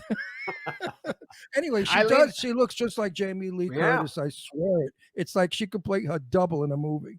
So- Almost. She's an angel. I love her. So Eileen is in the chat room, and she said not bad on your mouth playing saxophone. Yeah, she Oh, just thank wishes that your mouth was playing that somewhere else. And there's a lot of people in the chat room, so say hi to everybody in the chat room. Hi, you know, everybody in the chat room. Nice to be Eileen- here as always with you guys. I'm so happy to see you guys. We were playing live gigs. We'd get to Saw do us all things. the It's been time. too long this year, right? This is horrible. I know it's been terrible, and so you have to do one special favor because your biggest fan on the planet is in the chat room. So say hi to B. Claudia. Oh, first of all, B is the best. B is the best. Actually, B just built a whole website and stuff for our company, Living. And so I'm very excited about that. She did a great job. And no, B is the real deal. Are The real people deal, allowed? Neil. Are people allowed to go to that site and see it yet, or no? I think it's open. I think it's there. We haven't promoted it at all yet, but yeah, it's just sort of sitting out there because we're right in the middle of getting ready to do our show, our first version. And now with COVID and LA getting ready to shut down, it looks like we may get shut down too. I know. So we what's might true. have to push Now, it out a month or two. I don't know. Here's what we should do for B. We Okay. should form a little benefit for B, where we get money to bring her to the United States to visit with us because When it opens. she has done so much for Everybody. so many of our She's the best. friends, and she works endlessly without pay or any kind of reward except our love. So I think we should raise money and fly her into preferably California because New York is under siege, and Oh. you know, they're going to have cannons out soon, blowing out people. Oh, buddy, it's So- getting rough out there right Oh, now. it's awful. Everybody in New mean- York is terrified. They're all running for cover. They're all going out to Long Island or upstate New York hiding. It's dreadful And- what's going on. And B because- thanks you for mentioning it, because she said she wasn't allowed to mention it. Now that you mentioned it, that it's okay, that everybody knows that she made a website for you Right. guys. So she's all Yeah, excited. Right. So tell me now, how are you handling this stupid virus? You're not Oh. performing. You're not performing. You're home all No, the time. you know, for me, it's it's very interesting because I'm one of those kind of people. I've been a serial entrepreneur, right? I'm on my fourth business with Think, and now we're getting ready to launch Living.live, which is a whole new experience, kind of converting. Verging together the live event with people coming in virtually through these things. We have some secret sauce on that, but I looked at this whole thing. It's really interesting. I mean, listen, it's horrible what's going on out there. But usually anytime these types of things come along, there's always incredible opportunities. And as an entrepreneur, I have to say this is probably the greatest time to be an entrepreneur that I've ever seen in my entire life. The opportunities, because of how this kind of real shift, it's a complete change of the way we're going to work and behave. And virtuals coming in, we're now on these types of things. Streaming has become a big deal. People are hanging out with their friends, and it's just on FaceTime and things. I'm out watering when somebody's cooking, and we're starting to get used to this sort of new user behavior. And it's not going away. No, it's not going to go away, even when it opens up. It's not going away. Maybe you're getting used to it, but I'm not. Oh no, believe me. All my life, I have been a club goer, a party guy. Yeah. I've been to everybody's home. He's hating it. I am an outgoing guy. I know the world, as you well know. I know celebrities like you as well as movie stars, and I miss all of it because I'm stuck with Jimmy 24/7. He's a wonderful guy, but only good for maybe 3 or 4 hours a day. Anything more than that, you want to shoot yourself. 14/7, right? 14/7. I don't know. He's okay. Thank God he's in the office working around the clock. If he was up my ass all day bothering me when I'm working, I would kill him. But he disappears. Now that he's skinny, he shows me his nude body all the time. Look, honey, look how skinny I am. I don't want to tell him he's still fat, but No, I had say, a you're listen skinny. to this though. I had a knee replacement a month ago. It was a month ago Right. yesterday, Wow. which is the worst thing ever. It was really a sex change, it's but real- he says it's a knee. It's the worst thing ever. Like even now, I'm in so much pain. Like people are texting me, "You look like you're in a lot of pain," and I'm like, "Yeah, I'm in a lot of pain still. A month out, but Yeah. I lost 21 pounds in a month because they See, said there's I always need to an lose upside. weight. So So there's an the upside. So yes. now The he's only upside of down. That's how I live my I'm life. I still always fat. look for the I'm still upside fat. and I'm down. just not super fat. no, now Jimmy's down to 310. Yeah, no, that's Not not. bad. Good job. 206 to now. Today I weighed 184. And I got skinny with him because we ate the same food. I'm under 200 pounds now, which is Wow. good. I'm 6'1", so that's pretty big. Meanwhile, let's talk about this boring shit. Let's talk about what I have can we one talk thing I want to about? promote for him, and then we can talk about anything Yeah, we let's want. talk about it. Okay, so one thing that Scott does, you guys, and I don't know if a lot of people know about it or don't. They promote it all on Facebook, but on Thursdays, which is tomorrow, is there a show tomorrow? We're not doing a show tomorrow. We've been doing them every other week. Oh, so it's every other Thursday, you guys. It's the Rock and Talk Show on Facebook Live from 5:30 to 6:30 p.m. Pacific Standard Time. It's Scott Page and who else? Who do you do it with? I know Sheila. It's great. It's my kind of the Think band. Stephen Perkins, you guys know from Jane's Addiction. we love him. We love Stevie. We love Steven. Norwood Fisher, the big great Fishbone. bass player from Fishbone. Kenny Olson from Kid Rock. Yeah, We love Kenny too. Yeah, and David Moss, who is from the Earth, is his company. And we're working with him on building out the Watts Conservatory of Music that we're building. He's a great guy. And then Sheila Conlon, who works with us, and Yay, we go Sheila. on and we've been bringing on great guests and having a great time. Yeah, I love it. So how do they? Well- and when it goes, how do they go to Facebook Live? Where do they go on Facebook to find it? You can find it from the Earth. Is the Okay. you can go to From the Earth, or you can go to Rock and Talk Show. There we have a page there, and always my stuff. We all promote it and get it out there. So I love Yeah. it. It's fun. it's a lot of fun. We've had some great guests. So, do you miss Eileen Shapiro? Listen. Eileen Shapiro is my pal. We call her the rock therapist, right? Because it's so funny. I've been introducing her to a bunch of my friends, right? Because I I actually FaceTime with Eileen pretty much 7 days a week. We always connect I up. heard. She's my pal. I love her to death. She's I do too. and it's crazy. It's like, again, all my friends, they're like, Eileen, I can't believe you got all these people hitting them. They said, well, they're all artists, and all us artists are all basket case. So we need our therapist, and she's our therapist. It's fun. It's funny that you should call her your rock therapist. Yeah. Because I call her my boulder friend. Your boulder friend. Yeah, because she's got boulders. Once I had a dinner party out in Palm Springs. The sun was so bright. I said, Eileen, can I sit under your boobs so you could shade the table? And she did. She stood there, and the whole table was shady. Well, I have to do boob jokes. Eileen expects it. Eileen just sent me a text message that because of this event for Soho Johnny, she can't stay to say hello to Scott and tell Ron to hush. Laugh out loud. Hush about what? I don't know. About the over the shoulder boulder and too much shit going on, she says. So she's out. So bye, Eileen. Bye, Eileen. Oh, now she's becoming a virgin. I love it. They all do that. They suddenly get famous and they become virtuous, clean cut, and wonderful. No, she didn't. I have to disown her as a friend now. I think about you because sometimes I think you reveal secrets you're not supposed to reveal. I didn't reveal any secrets. What is she? No secrets. There's nothing to reveal. If there was, I'd be in on it. Are you kidding? Eileen tells me every shit she takes. Are you kidding? We're good buddies. They say goodbye, Eileen. You gotta She's the best. She is the best. She had to get off because she had to go smoke one of those horrible things. No, she's actually got stuff to do. No, she goes to smoke that awful thing that hurts her lungs. That gives her cottage cheese lungs. What is that thing called? That smoke vape. A vape. You smoke a vapor too, don't you? No. That's good. It's not good for you. Oh, I guess I saw you smoking pot. Okay, so we had. No, I'm only kidding, folks. Only kidding.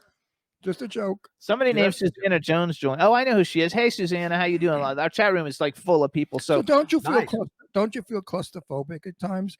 Don't you just want to scream and run out of the house? I mean, don't you want to go somewhere? Yeah, no question. It's interesting, but I'm very fortunate. I kind of live up in the woodlands, so my backyard's like a big giant park, like forest, right? So I go out and I sit up on the deck up in the woodlands in the trees up there and get away and meditate a lot. And there's Take a lot your dog. of You have a pretty dog. I have Pearl's the greatest. Yep. Yeah, you have a beautiful dog. Portuguese water dog and a poodle, a water doodle. Oh, yes, I love that. I think Great that's dog. fabulous. Unbelievable dog. We have a poodle terrier. Yep. Yeah, poodle terrier mix. Astro, who's the best. I love him. Oh yeah, the best dog I've ever had. Thomas Claxton too is in the chat room. He says, "What's up?" Hey, Tommy. Thomas. We love Thomas. Yeah, I just played myself and Perkins and a bunch of us. Let me see. I'm trying to think who else is on the record. We just did a song with Thomas, which he's finishing mixing up. It's interesting because now we can make records anywhere in the world, because yes. I sit here, I got my studio all set up. People ship files over, we can play, send them over. It's fascinating how we can work now, and this whole new workflow is getting really cemented into sort of the DNA of the music business now. So it's fascinating. We can make. You think it's happening more now that with COVID, it's even more so? Oh, big time. I mean, remember, we artists, we were always, playing the club gigs, doing our stuff, going to sessions, going to studios. Now it's like everything's all about, collaborative workflow, right? We can work together. But are you making money? No. That we're working on projects that are making, but it's not the same. We're not making any money off of our club gigs or any of that stuff. No. I mean, you used to have audiences of thousands of people buying tickets at $30 a clip. You made some bucks. Now you're giving it away for free. Well, yeah. Now we all got clipped this year. I mean, I was so interesting because I remember this was going to be the biggest year for Think. So we were working on, we were going to play Jazz Fest in New Orleans this year. We were working on a whole tour for Europe and Budapest again. And we had this, we were working on putting up this 1,600 seat immersive dome in Long Beach. And then one day it all just came up. I woke up, a cup of coffee and went, wow, all gone. All gone. I miss all you. Gone. No revenue. Everything stops. The planet stopped. We missed all those. Too. I missed that club, that tent. That Think Experience thing was so great. Dome shows. Yeah, we had a bunch of those ready to go. We were all ready to rock. We had to cancel everything. But I look at it this way. you know, I always go back to this, how, you know, the only thing that's real is us talking right now. Everything else is an illusion. 2 minutes ago, not touchable. You can't do it 2 minutes from now. So I just realized when I woke up and I realized everything was done, I just said, though, even those things that we had projected in the future were really just illusions. They never happened. So I'm still sitting here and got my glass of water. I'm going to figure out what to do next. We It have just started reinventing everything, you know? we have lost human contact, and that's not good. You know, the young kids today live on their cell phones, what do you call it? Messaging each other. There's no conversation. People have learned how to. People do not know how to speak anymore. No. I've seen some young people. You ask them a question and they want a text message the answer to me. Well, my friends, like my buddy's got his 2 kids. I go for a ride with him. His 2 kids are in the back seat and they're texting each other. They don't even talk when they're sitting next to each other. Yeah, I just want to bring this up because I think it's important for everybody out there. There's a movie out called Social Dilemma.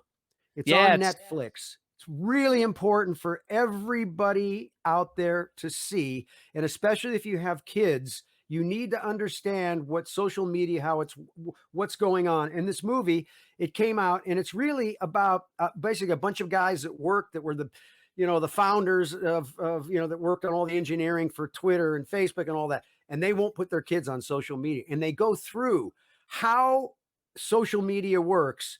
And if you're not technical, you don't understand. This is one of the most important movies out there because, listen, we're basically being controlled by the algorithms that we're fed all day long. You're seeing this insane divisiveness between friends and stuff now. And you're kind of going, why is that, right? What is causing that? And you can see that the media is like, because, the algorithms go, hey, I saw what you like. They check every time you like something, every time you scroll, you slow down, you stop at something, they're tracking all that. And then the algorithms say, oh, you like that, I'm going to feed you more of that, right? And so what happens is we get all of media is being divided off to what you like and what you want to see. Well, it gets really nefarious when you know how to basically take and push your political agendas to one side and to the other and complete this insanity that's going on right now. This is really an important problem that needs to be dealt with. And I think you need to, like I said, it's a really good, it's on Netflix. It just came out maybe about a month or so ago. Yeah, a month ago. You must, I'm telling everybody there, please, tonight, go watch this. It's important for everyone to understand that every time they pick up their phone or they go on a social media site or whatever they do, they understand what they are, because in this new world, you're the product. On Facebook, wait. Let me just make one thing. What we must do, and this is the most imperative of all, is stop the poison that is being transmitted through the media, destroying our country. Oh, yeah. Yeah. So hold on, wait a second, because I went last night. Okay, a thing I like to do at night. I go on eBay and just look for cool things that I think would be fun to have, even if I can't afford them. I just like to look. And so I do it every night when he goes to sleep. That's how I relax every night. I collect action figures and all kind of watches and all kinds of things, right? So I Googled certain kinds of watches on Google that I would like to go, and I went to a website called Craft and Barrel, or I don't know what it was. Okay. Never heard of it ever more. And I was looking at watches on this site. This morning, when I got up and opened up my Facebook page, that website was in my feed. And there's no way that website could be in my feed. They're spying on you because no, this is serious. It's a serious business. We're going through it. And I'm here. I wasn't on Facebook. Here's what I'm going to say. Here's what I'm going to say right here on this show.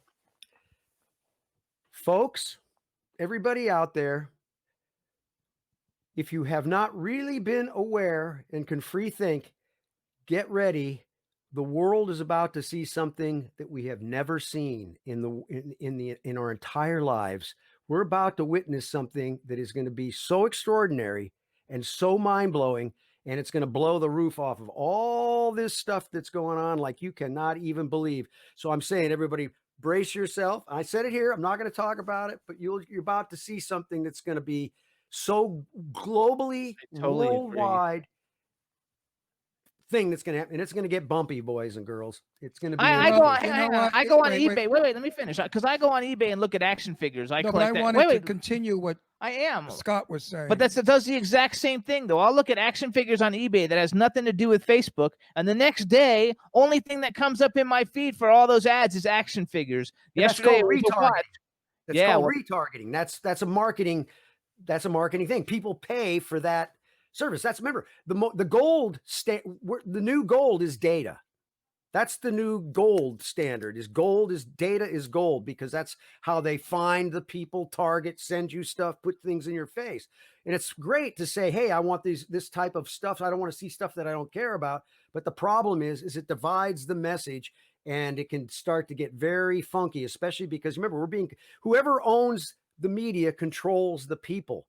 Yes. And there's no way around that. And when you're talking about this thing where we're like this all day long, I mean, it's going to change. It's changing society in a big way. But I'm telling you, folks, get ready. Hold on. As long as In the next 30 to 45 days, the world is about to go through something they've never imagined before.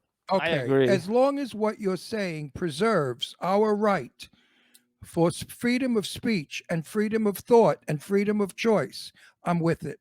But Dude, if we are that shit's all going away. going into a America of where I am not allowed to say who I am, and what I believe, then I would like to live in Italy, possibly, where we're from originally, because America will no longer be my America. America was built on freedom, on Yes. choice, and on democracy. Once you take away what we stand for, we are no longer America. We become a third world country. And you know what's happened to third world countries. They Yes. all want to be Americans. So obviously the world copies us in fashion, clothing, movies. We must be doing something right for the world to admire us, yet they hate us because of things that have been said about our president to make him look like a fool and make us Americans look like fools also. We are a good people. We are a strong people. Absolutely. We are an intelligent people. And who represents us is not necessarily who we are. So do not condemn us because of the government. Our government has been corrupt for many, many, many years. Everybody, I don't give a shit. Everybody loved John Kennedy. They loved John Kennedy, but they overlooked the fact that he was banging Marilyn Monroe and had her murdered. Okay, that's what we had for a president. I don't want to see any of the ads, though. When I'm on social media, I'm not interested in seeing ads. I just want to like do whatever I'm doing. Like it didn't used to be that you see all of that stuff. You know, now No, it's like it's yeah, terrible. Oh yeah, remember, you're being completely. There's two things that are going on right now. One is we're self-censoring. Right? People aren't talking anymore because the poundings on the websites, when you say something, it's all this viciousness. So we're now self-censoring ourselves, right? We're doing that. And the second thing we're doing is we're basically self-surveillancing ourselves by putting in those ring systems and all those networks. We're putting cameras up everywhere ourselves from a form of protection. But then you start saying, remember, everything's hackable. Right. So now who gets control of those networks and who owns those? So there's a lot of interesting stuff going on right now. I get hacked a lot. Wait a minute. We were warned about this years ago. Of course. Big Brother is looking. If you remember the book, we all had to read it in school. What's happening now is years and years ago, when we had elections, I never knew who was a Democrat or who was a Republican, and I couldn't have cared less. Today, I have many, many, many Republican friends who I love, and I will never dislike them because they're Republicans, because I'm not stupid. Okay? Yeah. And I feel sorry for these Republican people because they're afraid to come out and say they're Republican, because their homes will be smashed, they'll be beaten up, or their business will be lost, or whatever dealings they're doing, they will lose because of the fact that they're Republicans. This to me is communism. Communism dictates. And when America starts to dictate that the Republicans are bad and the Democrats are good, that's not fair. Because the Republicans are bad, the Democrats are bad, the Republicans are good, the Democrats are good. It's how you see it. But don't be stupid and say, oh, that one's a Republican, I'm never speaking to him again. You're hurting people. As I said, dear friends of mine are Democrats. I don't dislike them because they're Democrats. I don't care what they say. They talk about Trump all the time, that he should drop dead, he should do this, he should do that. I don't care. I don't care, because that's not what my friendship is built on. My friendship is built on who they are and what they do for me as friends. So they believe in killing Trump. Okay, so the Republicans think he should be a god. He should be an idol. Everybody's entitled. Exactly. This is my point. Jimmy. Yes. we got to watch what we say about that so we don't get kicked off the air. Why? They're going to throw us off because You we can't, say it's illegal to say anything about death and political Used to kill figures. Trump. You can't. Okay, thank you. well, then We're done. just delete it. We won't say it. Thank you. Communism, Big Brother's watching. Anyway, either way, it doesn't matter whether you're Democrat or Republican. Everybody should be able to like talk and be who That's they it. are. That's all we the wanna Can whole do. you point. believe that That's the our whole sound point. engineer had to come in with that? Yes. This is a talk show. If I can't talk about what I want to talk about, then it's no longer a talk show. Then it became a But mass. you know that already, so No, I didn't say anything bad. I'm just saying what people have said to me. I am repeating, in my opinion, it is not Okay, a just fact. No, drop shut it. the fuck up, Jimmy. I'm furious. I know. It but is not a fact. It is not a fact. I am not God. I did not say what it is. I am saying this is my opinion. I have a right to voice my opinion as a natural born American But citizen. you don't. If you notice at Facebook, if you say things, it gets Well, taken then off. you know Twitter what? The gets other thing, taken off. censorship is coming on now. That's Censorship. where it gets Well, It's really. already got it. Censorship. It's here. It's not coming. Censorship is communism. And if you out there want a communist country, contact people who live in a communist country. My good friend Sue Wong came from a communist country. Go on Facebook and contact Sue Wong and say, how was it when you and your mother were being tortured in the communist China? Go talk to people all over the world who live in a communist world. It's a horrible place. That's why they all flee and they come to America, because America offers freedom. And Yep. once we lose our freedom, we are no longer America. Period. No more said. Fuck all of you. All right, good. Let's change the subject. I really think this You're is, right. this is appalling. I would walk off the set right now if it wasn't my show. But I find it appalling that we are not permitted to say what we have as an opinion. Yeah. I don't state fact, by the way. This is not written anywhere. This is in my brain. This is my opinion. And they can't kick us off the air if I voice my opinion. Yes, but they can. No, they can't. Not when it's my opinion. I'll sue them. Anyway, I Wild think times. we're Wild going to wild times. There's a lot of big things coming up, and Yep. that's the first time we've ever had a political conversation on this show in 14 years. And I was there. Yes, and you were part of it, No, Scott. only because I know what Scott's talking about and I know what's coming. Yep. A very good friend of mine, a big shot, has a very dear friend, and she grew up with Donald Trump. Mhm. She knows him well. They hang out and they see each other. And she said to my friend, wait until Donald Trump opens his mouth. The world is going to shake. So we'll see. So we'll see what Donald Trump has to say. That's We're going to see world, what's going to happen here, aren't we? what's world shattering. All right, so It's let's going to be go very to- interesting. It is going to be interesting, so we'll see what happens, and whatever you believe, everybody, we all need to get along no matter what. That's the most Yes, important and thing. stop this insanity with, oh, that's a Republican or that's a Democrat. I can't be their friend. That is nonsense. That person was your friend for how many years? Did things for you, possibly helped you with your mother when she was Came ill, to your house Wait, for Thanksgiving.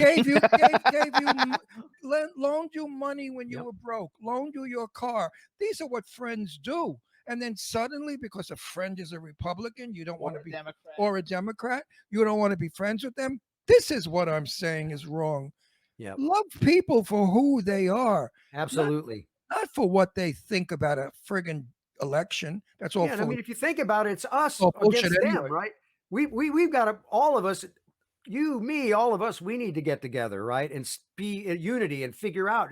It's just the problem is you're seeing the networks and stuff, they're changing. People can't free think anymore. It's changing free thinking. no, right? because I heard a rumor. Again, my opinion, only a rumor. So networks don't have a shit fit. Don't say anything about killing anything. No, that Oprah Winfrey bought Fox. News, and that now they are not allowed to talk good about Trump any longer on Fox News. So the other rumor That's is why the I ratings heard- are going down. I heard that Trump has now started a new network of his own where Mhm. nobody can interrupt or get him off the air. Now, when America starts to stop people from having a political platform when they are politicians, that's not a good thing. That's a very bad thing. We've got to stop that. An election should be honest. It should not be fraudulent. It should not Yep. be where machines are twisted or vote-in ballots came from somebody who died in 1890. That's all. That's all horrible. That's all. Well, it's true. I read that. I know. I read that That's too. horrible stuff. in my 80 years of life, which I remember 70 of it, I have, well, because I was up until 10 years old, I know who a president was. My president, I was born with Franklin Roosevelt, and I was 10 with Eisenhower. So look at all the presidents I've gone through. Never in the history of my life have I ever seen, heard, suspected, or thought that anything like today would happen in my country. Never, I'm with you, brother. never, I'm totally with you. never. Well, let's Gotta put it say this screw way. politics. Yeah, enough No. politics. You know what? We're a stupid show. We always talk about big tits and silly shit. Now we're intelligent. Now there are intelligent people, Jimmy, who do watch our show. Everybody's not just jerking off over big tits that come on our show. That's true. Like Dave Hughes in England.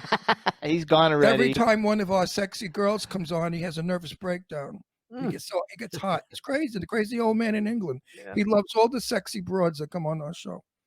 You know, it can't always be a stupid show talking about stupidity. And I am an intelligent man. I hide it well by being stupid on the show because people enjoy my stupidity. Well, you know what I like? I have to say, I have to give a shout out to you, Ron. One of the things that I love, and why I think we became friends, you were probably one of the most honest people I've ever seen when it comes to having a conversation. You don't hide anything. You tell it just how you see it. And for that was like, I was so impressed when I first met you. Because if you're a shitheel, I don't talk to you. I walk away. If you're a good person, I tell you you're a good person. My mind tells me what to say. Most people, their minds today are disturbed because they were told not to say anything nice about certain people. So they turn around and they join the gang, the clique, the people. I'm going to be a party to all of my friends. I'm not going to say I like so-and-so when they all hate so-and-so. And that's what it's all about. You have to go by what you feel, by your gut feeling and what your brain tells you. And then you will be successful like I am. I have had a very successful career all of my life.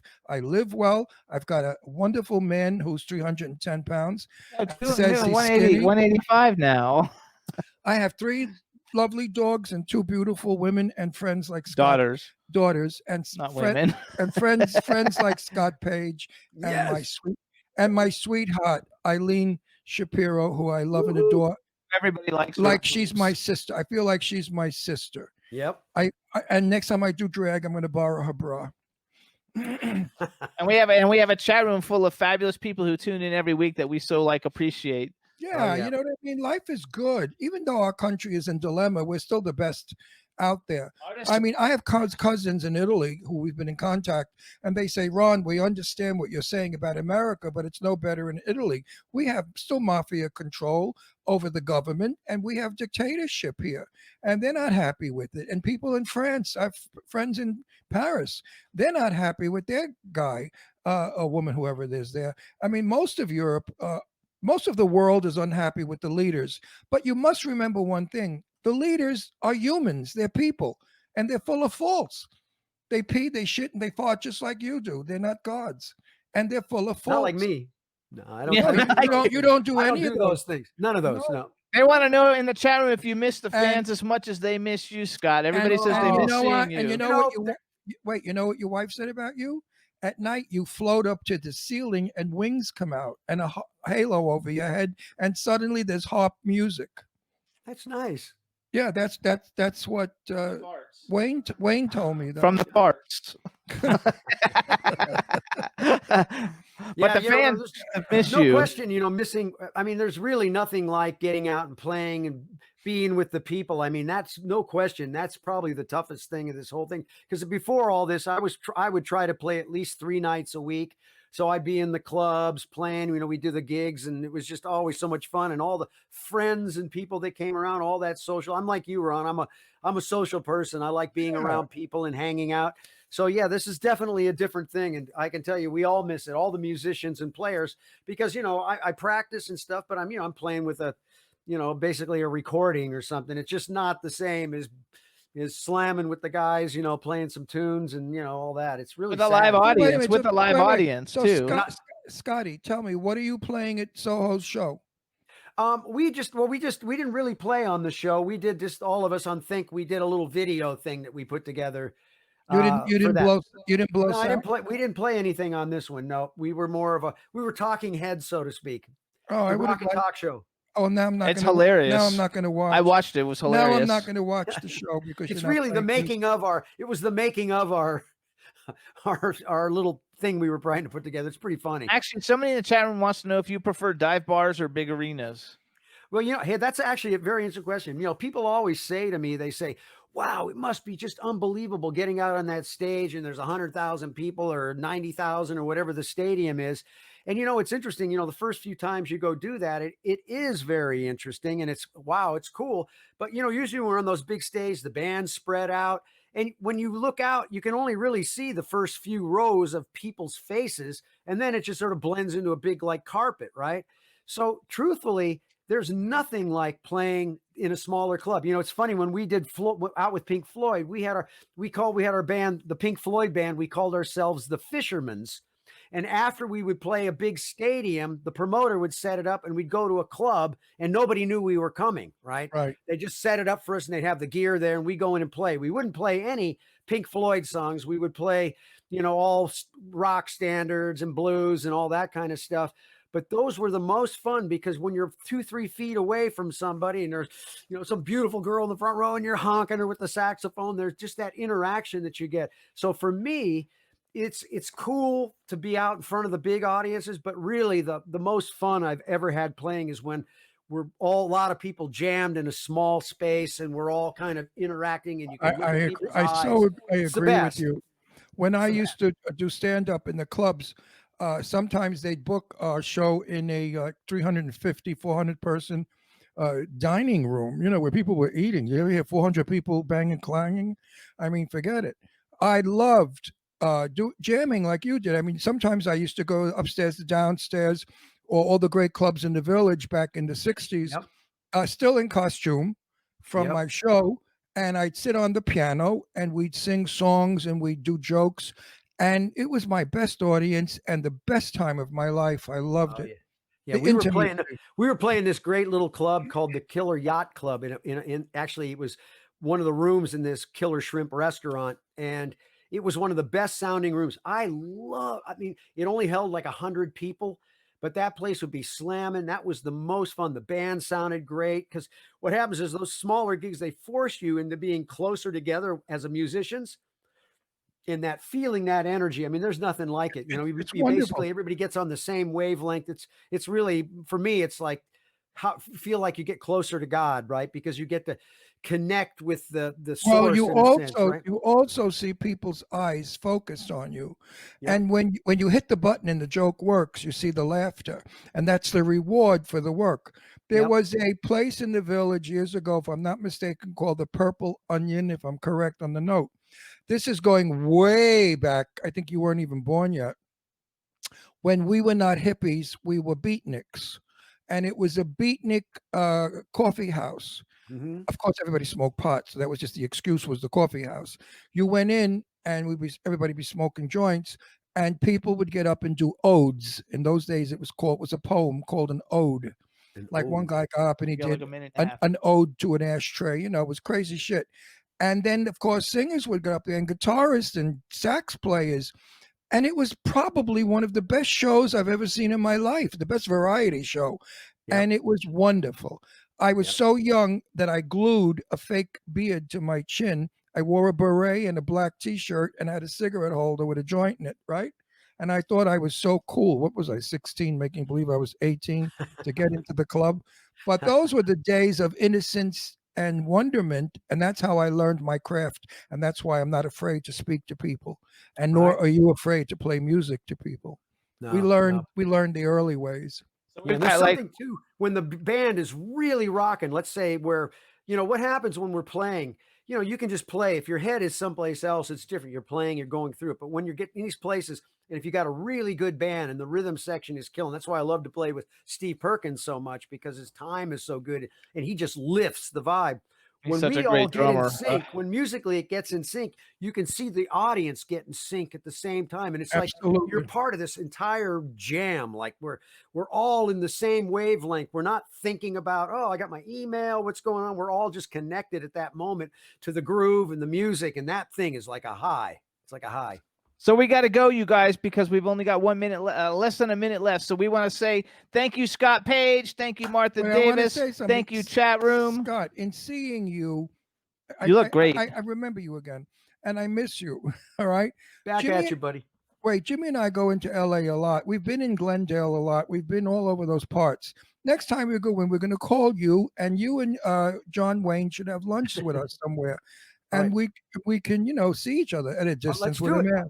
Please Let's let me do know it. next year. I mean, we both do live in California. Yep. Yeah, we do. It's just a little bit of a distance, but yes, please, let's do that. Yes, let's get Thank you so together. much, Scott. Have a good Thank you one. Have a all. great weekend. Okay, Chat room, bye-bye. thank you. We See want ya, to Scotty. shout out to John, Bye-bye. to Goddess and everybody. Everybody, thank you so much for tuning in. We'll see you guys next week. Don't forget Soho Johnny's event Tuesday night, iConcert.tv. We'll see you next week. Bye, everybody. Bye, everybody. Stay safe. Can turn out to be so wrong.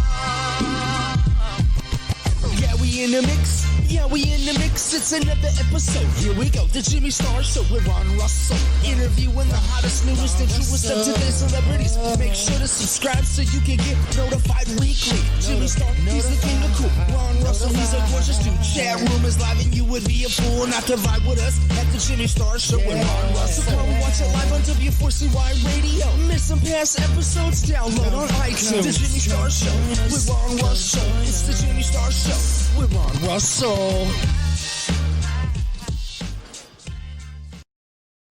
didn't say kill Trump. I said I know some